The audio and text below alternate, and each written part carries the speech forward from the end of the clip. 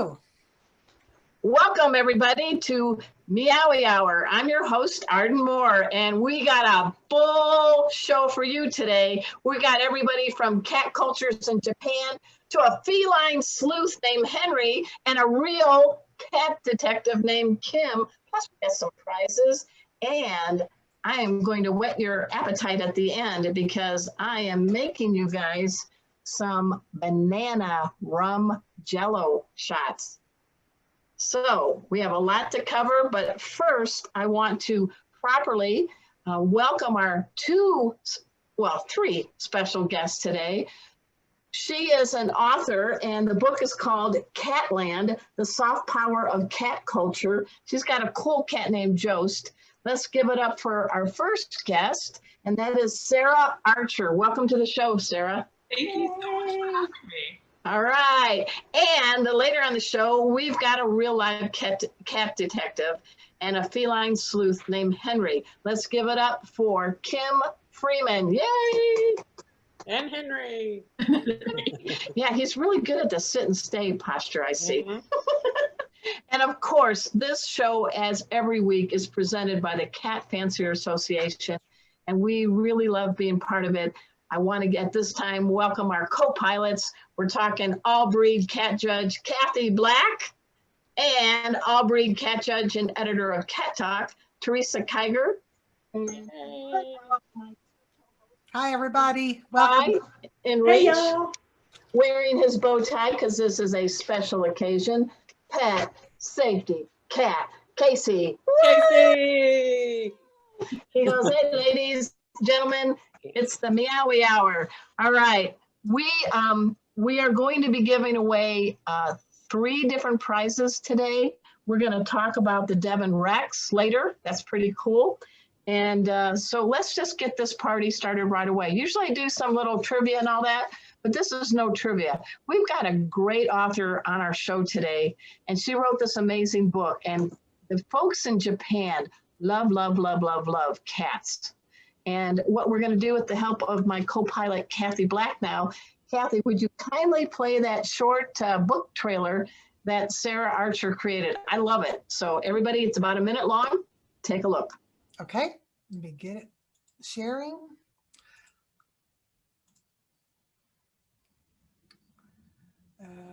Okay. And here we go.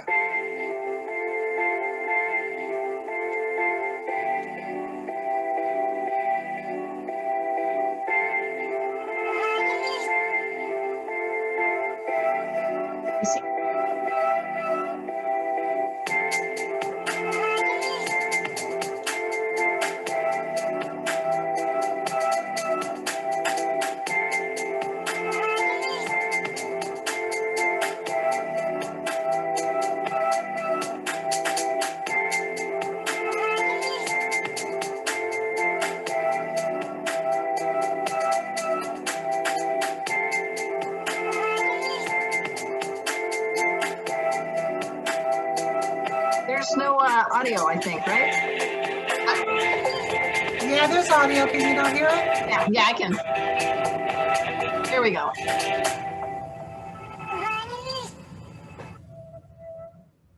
All right. All right. As any good author knows, you have to do a lot to promote your books. Sarah Archer, this is a wonderful trailer that you put together. Tell us a little bit about you. Have you ever written a cat book before? This is my first cat book. It's not my first book, but it is a topic that I've wanted to write about for a really long time. I write about material culture and interiors and design, and I wrote a book about the material culture of Christmas and the history of the modern kitchen. And since cats live with us inside most of the time, Yeah, they're true.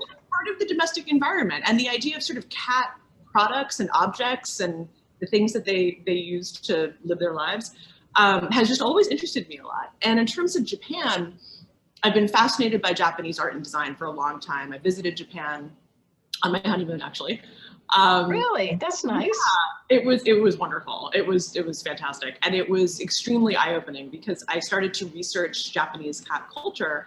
and found out that there are things that are surprising, like actually the percentage of people in America who own cats or cat guardians, as you might say. Well, nobody owns cats in anywhere. Cats own us, but yeah, go ahead. Is much higher in America, and they're actually more than twice. Not that many people in Japan live with cats. That's partly because dwellings are smaller. Lots of landlords have rules against having cats in an apartment. So you have things like cat cafes, and cats are part of almost civic or municipal life, sort of public life, in a way that they're not in America quite as much. You have things like the honorary cat station master at that train station, cat cafes. Is that cat's name Tutu? Tama. Well, there was Tama, but Tama actually passed away and had a full, very serious funeral. And there's Tama, which means second Tama, who's her successor, who sort of looks a little bit like Tama. And it's, it's done with love and with love for cats, but it's sort of taken very seriously. And I was sort of intrigued by the idea that something can be cute and endearing and adorable and also be really important and be really meaningful to people, that it's not something that you just say, oh, that's, it's cartoon characters, well, actually it's part of culture. It's, it's part of. Right. Well, everybody sees the cat. Tell us about this cat. So you've probably seen these guys odds are, if you're American, you've probably seen it in a Chinese restaurant, right? There's in lots of Chinatowns. And it is actually, there you go, the Maneki Neko, which literally means hello cat or beckoning cat. The beckoning cat, yes. And they come from, it's a little unclear exactly when they originated, but the figurines date as far back as the end of the 19th century. And they're now absolutely everywhere. I mean, they're all over Japan, but they're kind of all over the world. And there's a legend of a temple in Tokyo, which you can actually visit, called Gotokuji, that in the 17th century, the monk or the priest who was in charge was impoverished, and he was going to close it down and said, I can't do this anymore. And his loyal cat, take that as ironic or not ironic, beckoned a traveling lord, a daimyo, which is sort of like a feudal lord, in from a thunderstorm. And there are different versions of the story, but it's like a tree collapsed, it was struck by lightning, and the Lord was saved. And so as a result of that, he endowed the temple. And the priest was so sort of moved by this that he dedicated the temple to cats. And so when you visit there now in Tokyo, if you've ever seen that photograph where there's like a zillion of those figures, like all one after another, that's where that is. I want to answer like this. I don't know why. I just keep wanting to answer like this. Okay. They're kind of saying like, come in. And so it's sort of, there's different colors. They're mostly white with red. But there's a factory, there's a few factories that make them, and they're actually pretty small. They're kind of family run, sort of almost pottery studios. And they come in different colors. And so there's things like green is like money, and other colors are for, good luck or good health or what have you. And they're just ubiquitous. And I even had one, I think, in college, and I didn't know anything about the story. But it was fate. It was fate. Fate. Well, we do have on our show today a couple of judges who've actually judged cat shows in Japan. One of them right here is Kathy. Kathy, do you have a question for Sarah, and what's your thoughts about her creating this book about the Japanese love with cats? Well, they definitely love their cats. They love dogs. They love all animals. And being an island, there was a breed that developed there on the island, and it's called Japanese bobtail, because they always kept and fed the cats with the crooked tails, thinking they were good luck. And you do that for hundreds of years, and all the cats end up with crooked tails. So there's actually a breed that is called a Japanese bobtail that was developed from the street cats of Japan. Wow. And so you're right. They have a love and affection for the cat. I honestly, I hate to admit this, I never really knew the story behind the Maneki Neko. I recognize it. Everybody recognizes it, and you see them everywhere, but I never really knew the story behind it. And just real quickly, that picture that I brought up on that website is from the CFA Foundation. So if you go to Feline, I'll share that. I'll post that on. Feline Historical Foundation is the website I had up, and that is in the CFA home office. It is the second. Yeah, it's in Ohio, Alliance, Ohio, Alliance, right? Ohio. It's the second largest cat museum in the world. The largest one is in Malaysia. So that's that. I have a post-quarantine checklist, and that's that. Now Well, we are delighted that you're going to be giving away an autographed copy of your book, Catland. And so I'm trying to think of what would be a good question. And Kathy is our gal that rounds up all the winners. I think it would be too easy to say what that word means in English, because we know that. So I'm trying to think of another question that we can ask you. Yeah. Do you have a good question that? Oh gosh. I know. When was the first time our guest said that she went to Japan? It's normally a time that you stay in your hotel room for long durations. But, do you know what was the special occasion that brought our author, Sarah Archer, to Japan for the first time? How's that? That's pretty good. Did I give it without giving it away too much? I think so. And I'm dying to know, do you eat sushi? Oh yeah. Oh yeah. Okay. Do you eat the real exotic kind of sushi, or are you just the California roll gal? I am temperamentally my husband's laughing at me, very much temperamentally a California roll person. I am not the most adventurous when it comes to very strong fish, but Okay. I kind of gave it the old college try when I was there because I felt like we're here. And I have to say, it is, even in a kind of middle of the line joint, it is so good. Not to cast aspersion on sushi restaurants in America. No, I know. I mean, I lived in California. I live in Texas now. I thought I'd never find a good sushi restaurant, and I have. And I actually know certain ones. I love yellowtail, I love masago. I always have unagi for dessert. And yeah, kampai, I gotta have the sake. But anyway, I just think it's great what you did. And I know you're an author and you write other books. And I think it's so great you got into the cat world. Everybody, how do we find out about you so people can grab your book and make it a zillion seller? That would be great. I have a website. It's Sarah, sarah-archer.com. And I have, all the info about my books and different articles and stuff is there. I'm on Instagram. You can find me at Sarcherize, which is spelled kind of like Simonizing. And also at Archer. Okay. I post a mix of, kind of design and cat content. So whatever works for you. Okay. Well, hopefully we've got a little Zoom chat. We can post sarah-archer.com for your website. And Yep. Sarah's with an H, guys. So I'm so glad you've been on the show. Would you stick around? Is Jost, your cat, going to make an appearance? Toast. But Toast. he's asleep. But Harvey appears to be awake. So we might have an appearance from Harvey. Okay, so you have Harvey and Harvey and Toast. anytime during the show, I'll grab you because this is Meowy Hour. At this time, we're going to also work your noodle, guys. So I have our trivia question and the answer from last week's question. The question was, who's credited with inventing the concept of the modern pet door? And the answer was, I gave you a bunch of different inventors. Sir Isaac Newton. So I want to ask Kathy Black, did we find a winner for that? Well, I picked a winner, but I have not been able to reach this winner. So if Karen Heemstra is listening, please send me an email, kathy.black@yahoo.com. So Karen, you are the winner of the $30 value from our pet trainer that we had last week. So Samantha Martin of the Amazing Acro Cats. For her special cat training, $30 value. You are our winner. So please reach out to me. Otherwise, I'll go back to the video and pick somebody else. And we also had winners of did we get the Pet King Brands gift basket? Who won that? Well, we had the collars last week. Oh, okay, collars. Okay. Yes, and we had The weeks go by. The weeks go by. I know. It just flies by. So these were wonderful sequined ruffled cat collars made by Jill Thompson of Onyx Cats. Thank you, Jill. So who are the winners for those? The winners for those were, and I hope I can pronounce these names correctly, Sherry Aoki, I think that's right, and Renee Fraley. And I've heard from both of them to get the size of their cats. And I've given that to Jill. So. Okay, so we have one prize up for grabs, which is an autographed copy by Sarah Archer of her book Catland.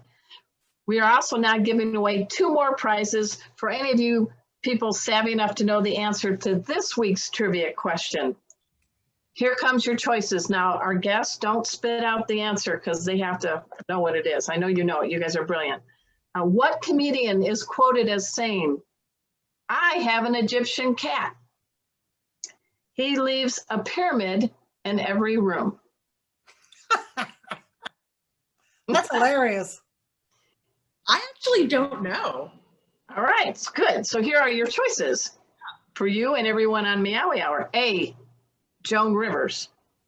B, Jerry Seinfeld. C, Rodney Dangerfield. Or D, Amy Schumer.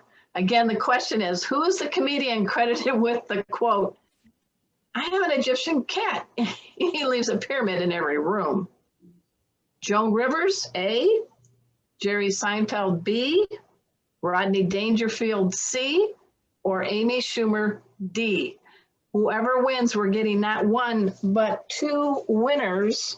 And we're happy that the folks from Ducky World, the ones that make the Oh, those are great. catnip, organic catnip. I've been hiding these from Casey and Rusty because they keep trying to get into it. But you're going to get a pack of these cool banana-shaped catnip-filled toys that we know the kiddies like to do the little rabbit punching on. So we want to thank Ducky World for these. So we're going to have 2 winners for that. What do you think, Kathy? I think that's fantastic. And just a reminder, type your answers in the Facebook live feed. So you can do it after the show. If you're watching us on Zoom, just bring it up on the CFA Facebook page and type your answer in there. And thank you. I heard from Karen Heemstra. She said, I'm here. I sent you an email. So congratulations, Karen, on your gift from our last week's guest. So everyone type your answers into the chat on the Facebook feed. Thank you. All right. Now, at this time, it is in my honor. I've met her about a few months ago. She's got a really unique job, and a job that I wish we could clone her on. She's a cat detective, and she has a cat named Henry who helps her find lost cats. I don't know about you guys, but one of the biggest, right in the gut of your stomach, is if somebody opens the door accidentally and your kitty scoots out. You panic. You wonder, what am I supposed to do? Well, we're in good paws today.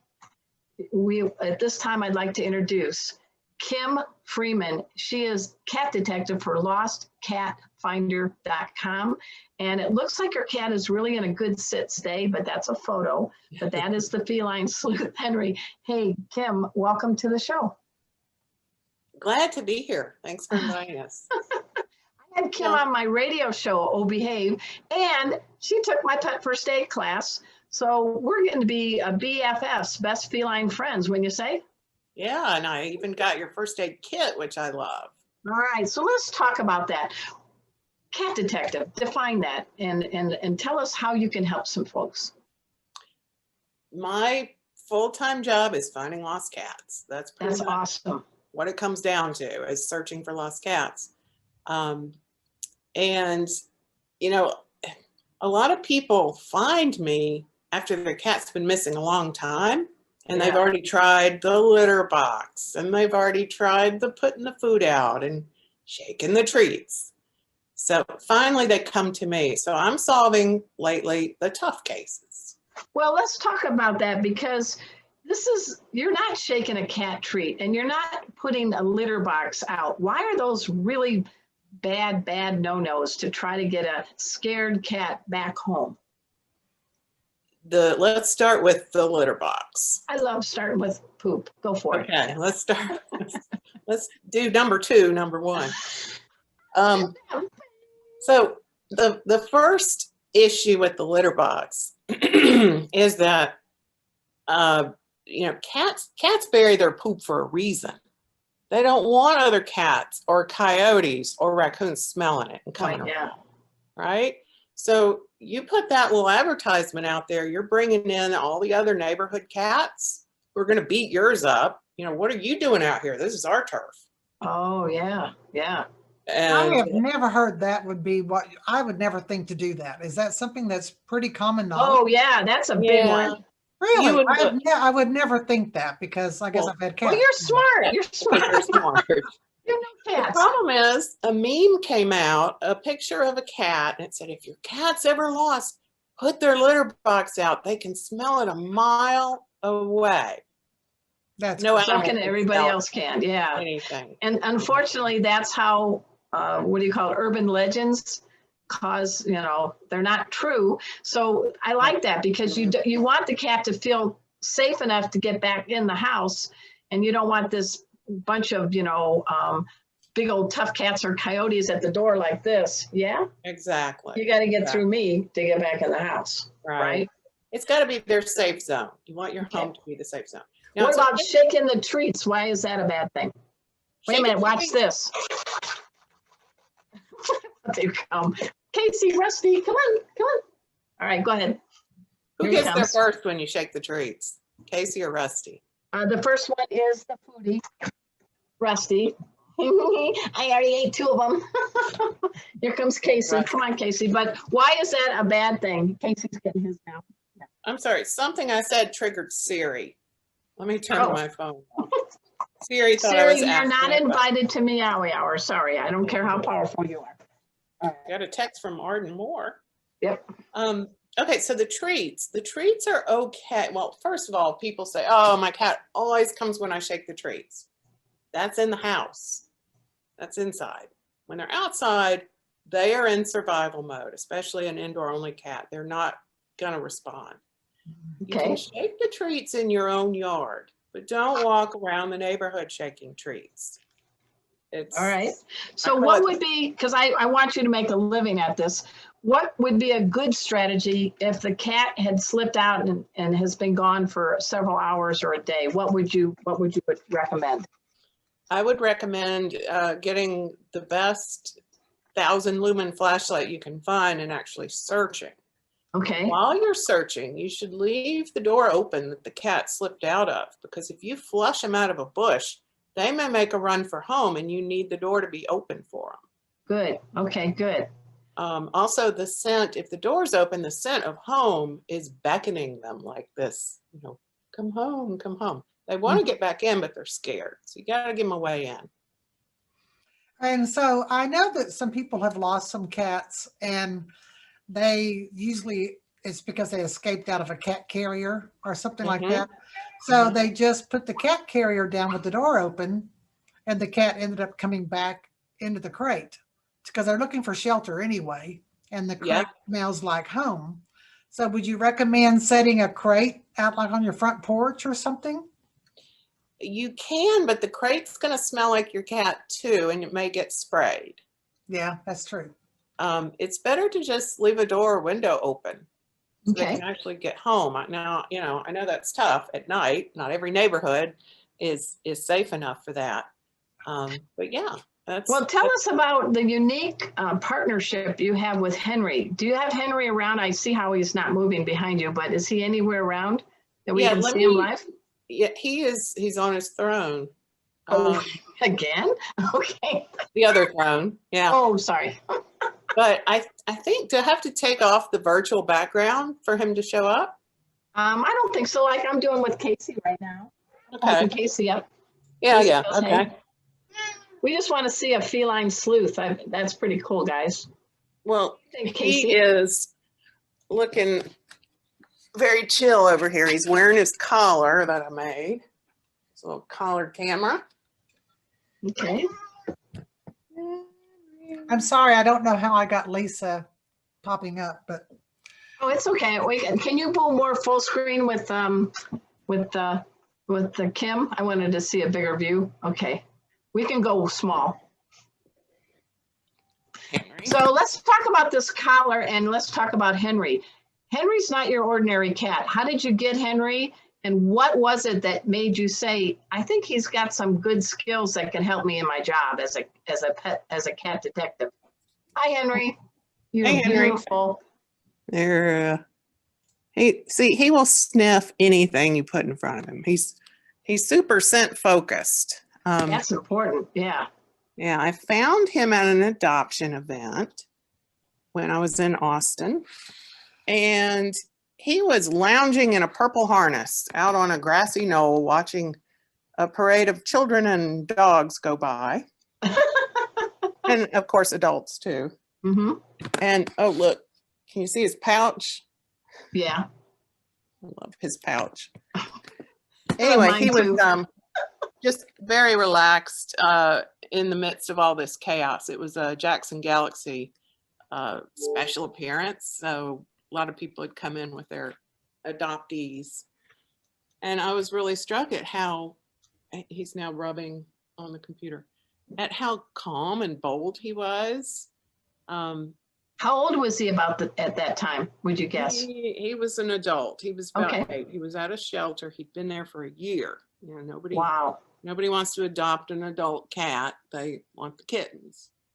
And apparently he was real buddies with the kittens at the shelter, and then they got adopted. So he was sad. Aww. His little friends. But anyway, I grabbed my clicker gear out of the truck and brought it to test him to see how he did with smelling things and his interest. He was great. I mean, he was so fantastic. I wanted to adopt him on the spot, and they said no. Well, that's good. They got to check you out too. They were very careful. It took me a month to get Henry adopted. I had to have vet records. I had to jump through a lot of hoops. They That's did their okay. homework. Yeah. Yeah. So with Henry, which is unique because people would say, well, I'm just going to call somebody that has a search and rescue dog to find my lost cat. Why is that really not a good thing? Well, dogs have a pretty good record of finding scent if it's recent. It needs to be like under 6 days of scent before it starts to blow away or die. But the problem is with cats aren't going to let a dog walk up on them. No, like, don't say anything. I'm right here. I'm hugging you. Yeah. Yeah, it makes sense. I know Kat Albrecht is a dog, a dog detective, and she's great, but you guys are buddies. So Henry's very unique. So show us the collar and tell us and give us an example of a case that he cracked with you. Okay, let's see. Well, there's the case of him going under the owner's car while we were in the garage. Really? The cat had slipped into the garage and she didn't know it. She was bringing in groceries. Okay. So she had searched. I brought Henry over. I don't know who told her about me. This was in Austin, but I brought Henry over and we started at the threshold. He went around the garage and then he went under the car. And I thought, oh no, he's going to take a nap. He's not working. It's union rules. I don't know. Maybe it was time for a nap. So what happened? Well, I finally looked. I got down on my knees. It can be distracting when you're talking to the owner and the cat's working. But I finally got down on my knees and looked at what he was doing. And he was sniffing up under this Suburban. It was one of those big SUVs. Oh, yeah. Yeah. So I went under there with my 1,000 lumen flashlight, and there were 3 orange hairs caught on the corner of Oh, this sounds like a detective talking, doesn't it? 3 hairs. Okay, go ahead. Yeah, you got to find the clues. So that was enough to determine that her cat, who had gotten into the garage, had climbed up into the skid plate of her vehicle. Oh. And she had gone to the gym that next morning before she knew her cat was missing. So she took her own cat to the gym under her vehicle. Oh my gosh. She's lucky it was not in the fan belt or something like that. Yeah. Well, you know what? The good news is that nowadays, now that there's not carburetors anymore, the hood is so full of computer stuff. There's not much room to get up in where the fan belt is now. So that's good. So what happened with this cat? So it was Ruby. Her name was Ruby. Aw. We put, and she was a I was going to say orange tabby, but it's red, right, Kathy? Yes. I know I'm being trained. Yeah. So we put posters up en route to the gym. She told me where she turned. And someone called within an hour of putting up the posters and said, I saw a little orange cat fall out of a truck. Oh my gosh. She hit the road and she almost got hit. Well, he didn't know it was a she. He said he. He hit the road and another truck came by and almost got hit, but she ran to the side. So at least we knew where she fell out. Okay. So that was a good start. So from there, I was able to start searching, and about 3 houses down from where she fell was somebody who left their garage cracked. Oh. Once in a while, you'll see a garage door cracked. Mm-hmm. And it was because they had a cat, and the cat ate in the garage. So she had been apparently sharing food with this other kitty, and she was Ruby, don't take your love to town. She did take her love to town. All right. But we searched the garage and we couldn't find her. She was under one of those Craftsman tool chests. Oh my gosh. Red metal Those big red chests. ones, right? Yeah. And they're on wheels, but they're really like this far off the ground. But she was Wow. up there. Yeah. Her little tail was peeking out. So she wouldn't come out. I got some of this on video. She wouldn't come out to the owner. So I had to lift, I felt like Hercules lifting this thing up so that we could get her out. But, the key is when you're searching a garage, close the door. Yeah. Close the complete. Because I think a cat can outrun us. Even Any a cat with pudgy can outrun any Even human. a 3-legged pudgy cat. Yep. Yeah. So kudos to you and kudos to Henry. Henry kind of deduced where Ruby was hanging out. And then you talked about really paying attention to the route someone takes. And so when people put lost cat posters up, is there any tips you can give them that would make it easier for others to really be wanting to look for the kitty and what they can do to help? Because I live in a great pet neighborhood here in Dallas, and it breaks my heart when I see somebody on Nextdoor posting that their cat is missing, and you see the posters. What would you recommend? Well, for the posters, the first thing I would recommend is if you see someone post on Nextdoor a missing cat, tell them to go get my tips Yes. on Lost Cat Finder. I have an ebook, instant download of tips. But as far as the posters go, the key is, and I wish people would everyone that's listening, go take a picture of your cat from the side. Oh, If you ever need a picture for a sign, you need a side view of the cat looking at you, because that's how really? people Kind of like over the shoulder, like that? Yeah. Yeah. That's my I perfect get so pose. many photos of cats sleeping. Everyone takes pictures of their cats when they're sitting or laying down. You need to Okay. see them in the pose that the rest of the world is going to see them. Because this cat's running across the street and you want to see that. Really good. Exactly. Okay. Exactly. And they're usually going to be seen from a side view. Also, it's better if you silhouette it out so there's no busy background. So this is Rusty walking down the street, right? Yeah, except he's looking at us. Oh, wait a minute. Look, say treat. Treat. Okay, good. All right. He Good. knows a whistle, right? Yeah, he's a whistle man. So that's a really good tip. I mean, Here's an example. I happen to have an example. okay, good. Look at this. Let's see. Oh, Yeah. bring it a little bit closer to you. Right there, right there, right there. Okay. All right. Yeah, I see the tuxedo. That's Henry. Or no, that's another cat. Yeah, All right. this is not Henry. This is a missing kitty. But tell us what about that picture? Tell us about it. Yeah, it acts silly on Zoom. It's disappointing. That's okay. That's okay. But tell us what your All tips. right, I well, like the that. key here is that it is silhouetted. It's on a white background, so that even at a glance, people can get an impression of the cat. They don't have to make it out from the background. Mm-hmm. Then I also put at the top, it's obviously a lost cat, right? Right. Give someone a call to action, something to do. Good. We Good. do not want people chasing the cat. And No. if you say $1,000 reward, lost cat, people are going to chase it. Yeah.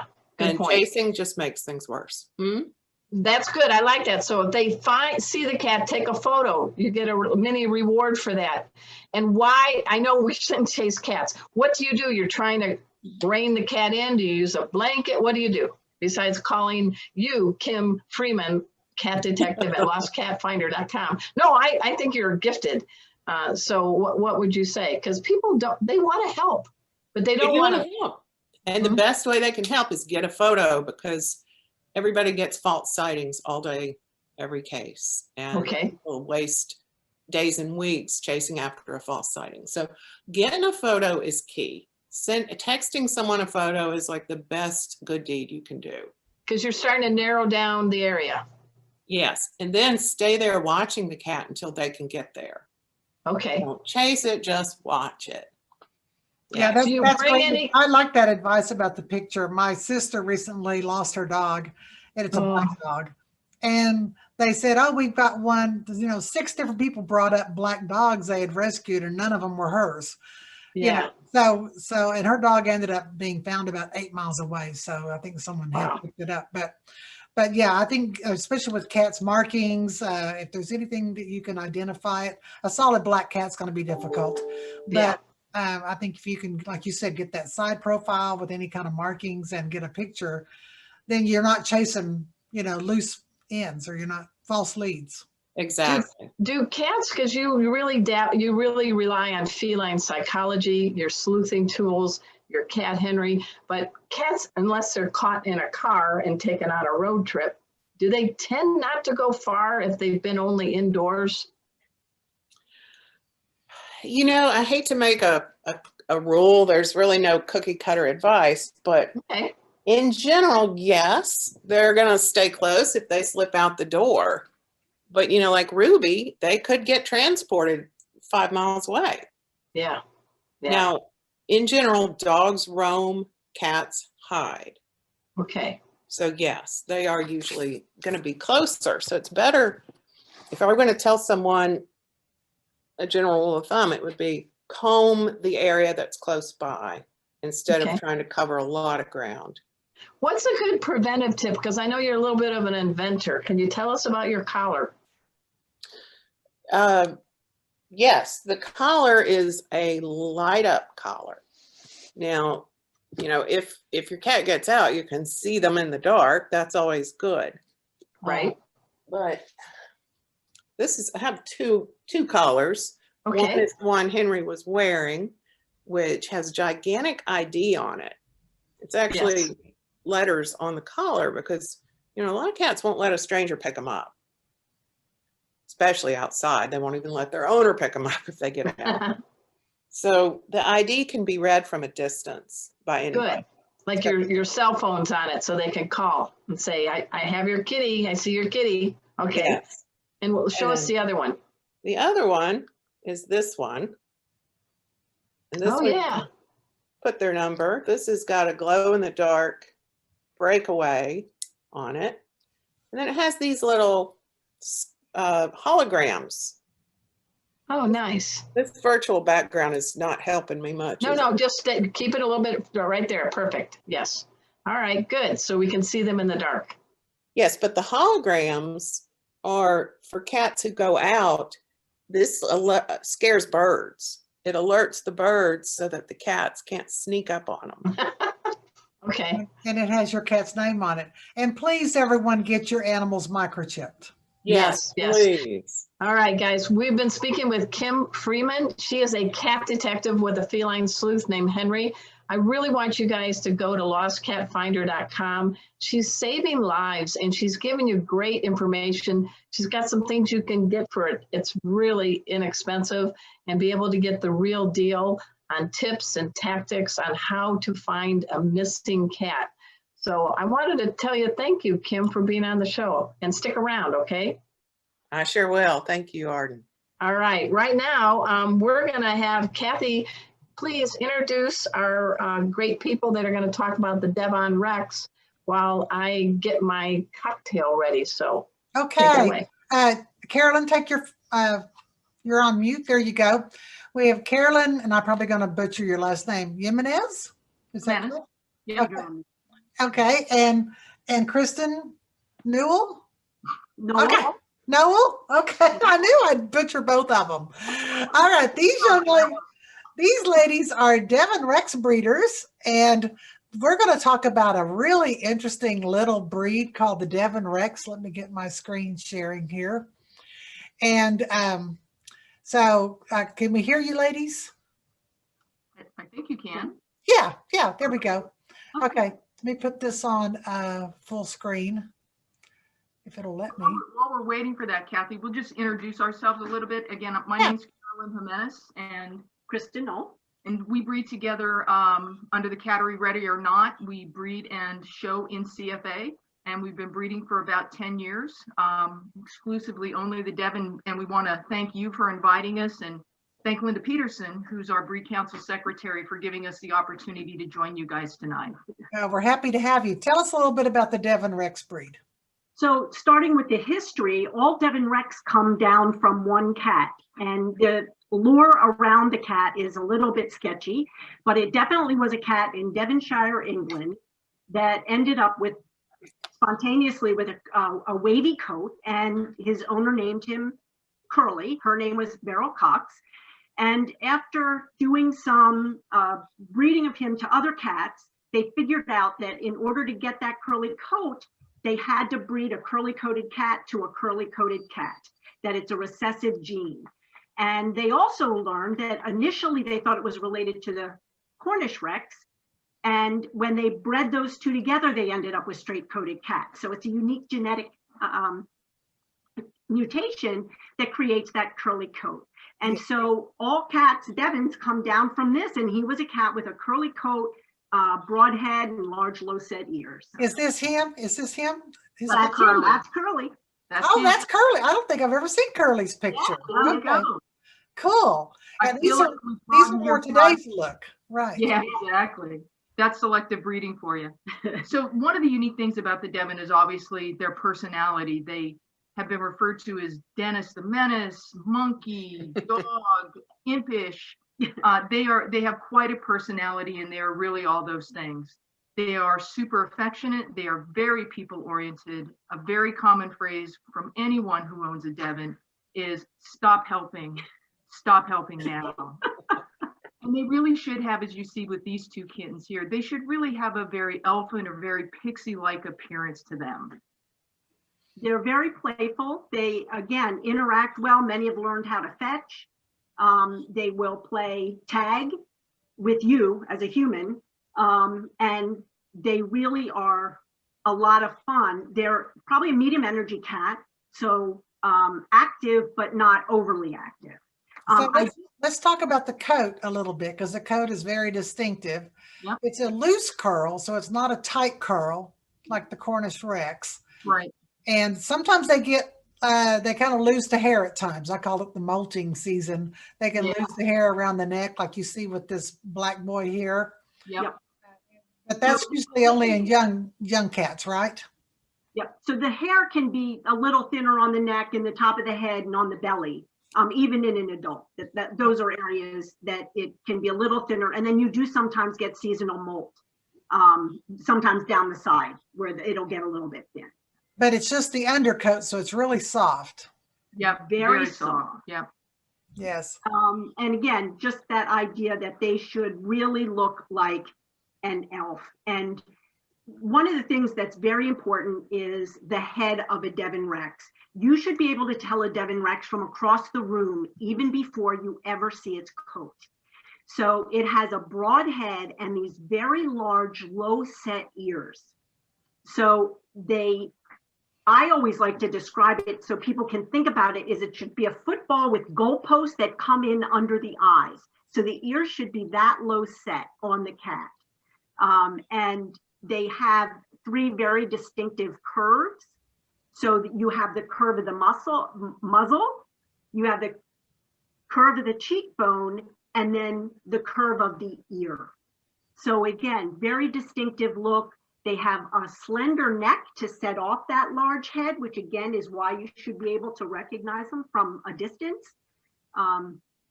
And it does really make them a very unique looking breed. Some people wonder, are they really a cat? And they here's more description of the head. Yeah. And didn't Steven Spielberg use these as kind of a model for some of his aliens in Star Wars? For E.T. Yeah. If you Oh, take for E.T. Okay. years off of Devon, those big eyes, that ovalish head, and that very sweet look. Yeah, E.T. E.T. phone home. Look at these cutie pies. Well, and these two Devons are just spectacular in terms of demonstrating the nice head. The cat on the left, you can just see the beautiful muzzle, the gorgeous cheekbones.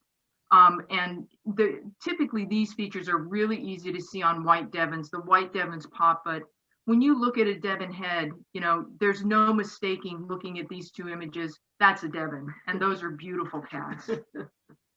And not ours. And not ours. And nothing to do with these. I just love the little pixie faces. They're so cute. They are. And again, these are just good examples. You can see really how low those ears sit. And on the cat on the right, you can see that part that sticks out a little bit at the bottom, and that's called the jug. And that is, again, a distinctive feature of the Devon. Yes, and when you look at them from the backside, you really can see that delineation there with the lower part of the ear. It's very unique. Yeah. to this And breed. you have in the back what they call the bells, which is almost, a big curve in the back. So you've got the jugs and then the bells. Yeah. So they have the Cornish Rex has an arch back, and these cats have a level back. They have that loose wave to the coat. They've got that little pixie face with those lovely cheekbones and those large ears that are low set on the head. And they have a very sweet, playful, energetic personality is what you were describing. And the one thing is they are not smart. So references that say Devons are smart, they're not smart. They're not at all. Sweet. They're Sweet. Very sweet. They're not the Egyptian Mao is going to pick your lock. No, that's not the Devon. There's no room for a brain in there. Well, they make really good show cats when they're not smart. Correct. That's exactly right. That's exactly right.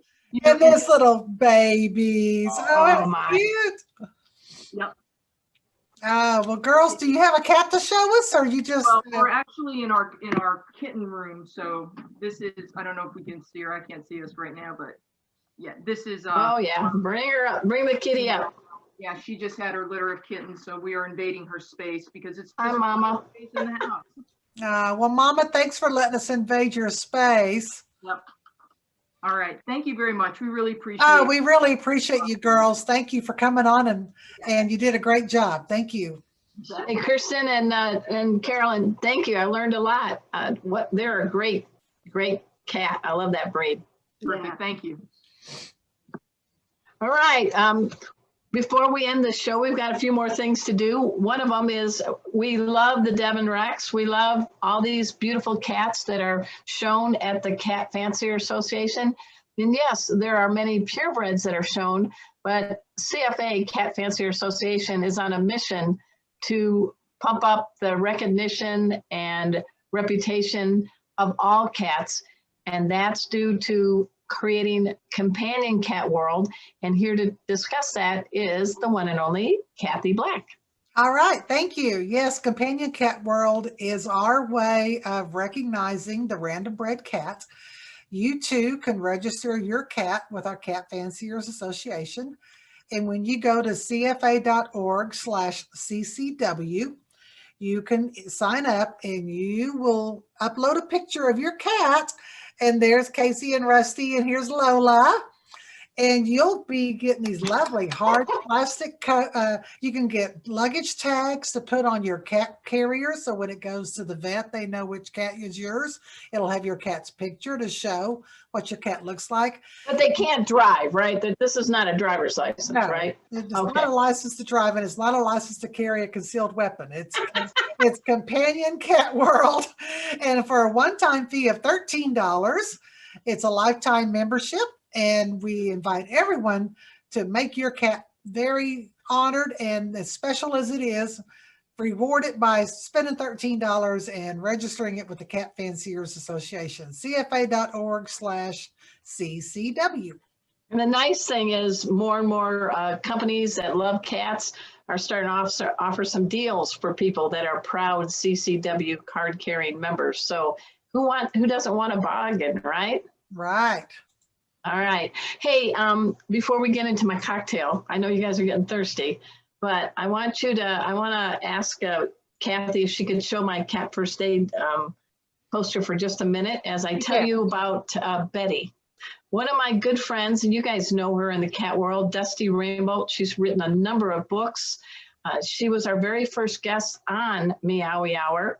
She took my Cat First Aid class. And her cat, who's a tuxedo cat, Betty, she aspirated and passed out. And Dusty knows in my class, I give everybody permission to freak out later. She did the kitty Heimlich, and after 5 tries, she revived Betty, and Betty went to the vet. Betty's doing okay. She saved Betty, and guess what? This was on the morning of Dusty's birthday. Oh my goodness. So she said, I started with a horrible birthday and it ended with a great birthday because Betty is alive. So we can go ahead and take that off. But I'm saying to you guys, I love teaching pet first aid. But it just makes my heart beat even better when people actually know what to do when their cats get injured or their dogs get injured. And so the story of Betty, I hope resonates with you. I've had people that have told me about a dog named Harper that collapsed and my student gave CPR, canine CPR, and revived Harper. So it does work, guys. We're in a crazy time with COVID. If you want, please invest in the health of your pets by being your pet's best health ally. We do have openings for our next Cat First Aid class. It's 3 hours, it's $40. You get a course book, my bad jokes, and the teaching assistants of not 1, but 2 cats, Casey and Rusty. And if you have dogs out there and you want to take the dog cat class, we have openings for them too. So write these down. November 8th. Is the cat class. It's from 11 to 2 Central Time. And the dog cat class is November 14th from 11 to 3:30. It's $79. I see 3 people in the house because Teresa's hiding. But Kim, our special guest, Kim took my Cat First Aid class. She's a cat detective. Just give me the facts, ma'am. Just give me the facts. What did you think of the class? Oh, it was fantastic. And it was also very entertaining. Yeah. You never know what catitude will happen on our class. We do want you to know that everything we're teaching you is veterinary approved. And I am a goofball, but I'm a goofball with a mission. Kathy, you took my class. You were really good in class too, just like Kim. I thoroughly enjoyed it. I recommend everyone take it. Please go to Pet First Aid for You and sign up for Arden's class. It's well worth the time and you'll learn. And the time just flies by. I can't believe it took that long, but it was just before we knew it, it was over with. And we're doing it on Zoom now because of COVID. So you get to meet people actually all over the world now. And right. Heike, I'm going to say her last name wrong, but she's a great big member of the CFA from Egypt. She breeds Persians. Heike took my class last week. So I can now say my class has reached the Middle East. And so you get to not only interact with Arden because you're on a Zoom call like we are right now, but you get to see all the other people and their cats. And that's right. And so it's just like you're being in a fun classroom, but everybody's hanging out in your house. It's well worth the time and effort. And right on cue, Rusty the performer goes, I will make you laugh because I like to torment my big brother Casey sometimes in class. Yes. And can I just say it could also save your pet's life. Exactly. That's right. Just like the Bettys and the Harpers of the world. So please, guys, do it for your cat. All right. Wanted to let you know that our guest next week, it's going to be a Halloween theme. So it's going to be Meowbalicious and Spookalicious.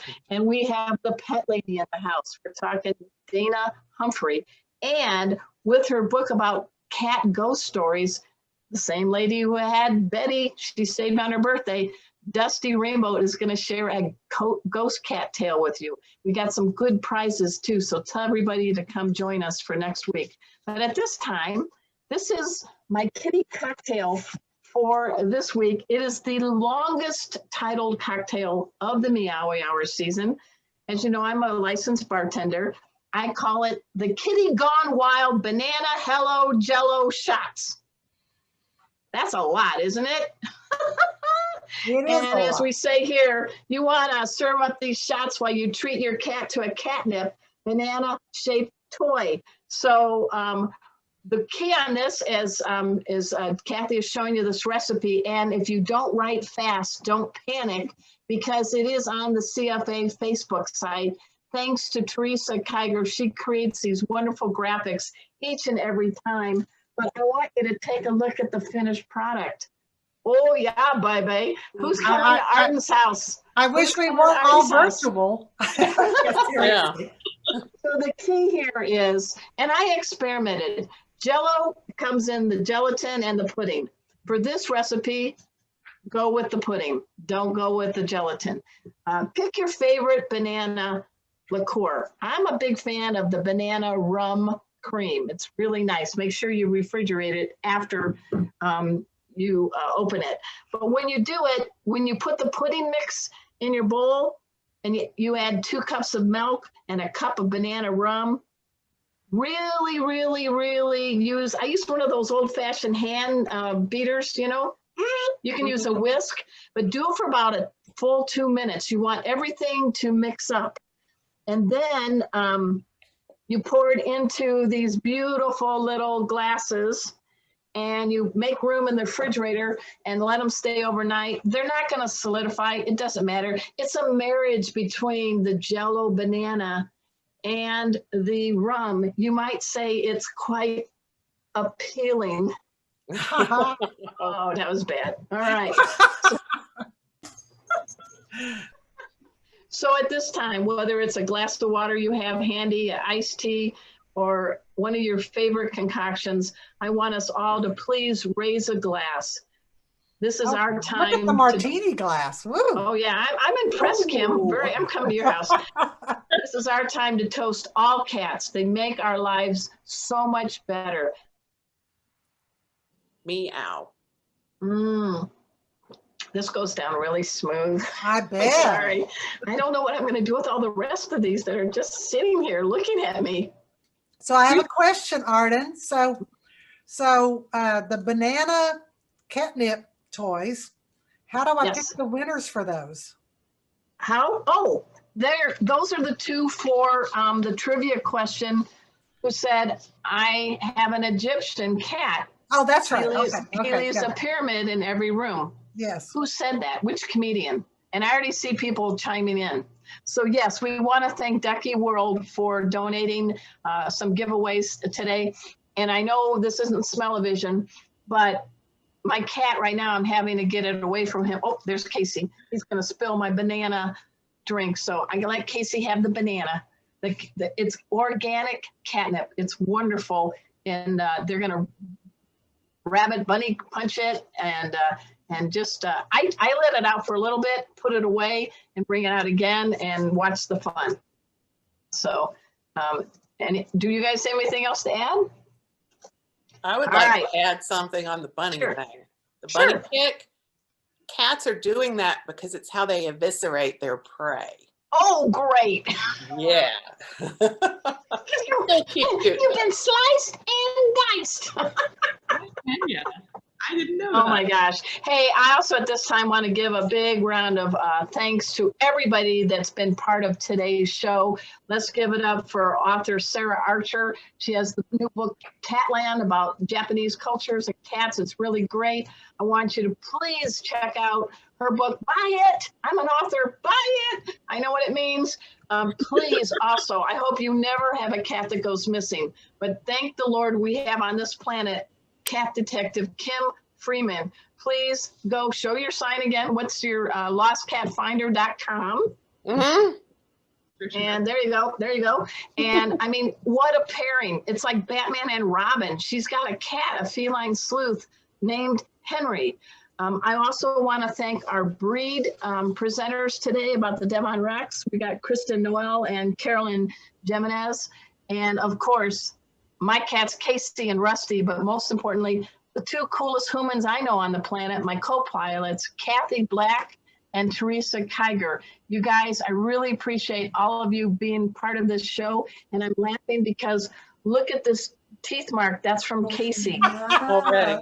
Casey has already done this to this yowl catnip. Go for it. Keep going. Keep going. Well, it kept him out of the me. jello shots. Yeah. What's that? Yes. I said it kept, at least that kept him out of the jello shots. All Okay, right. ladies, we are. So at the until top. next time, this is your host of Meowy Hour. We'll see you next time. Same cat channel, same cat time. Bring others on board. We'll have good times. See you on Meowy Hour. Thanks, Kathy. Thanks, everybody.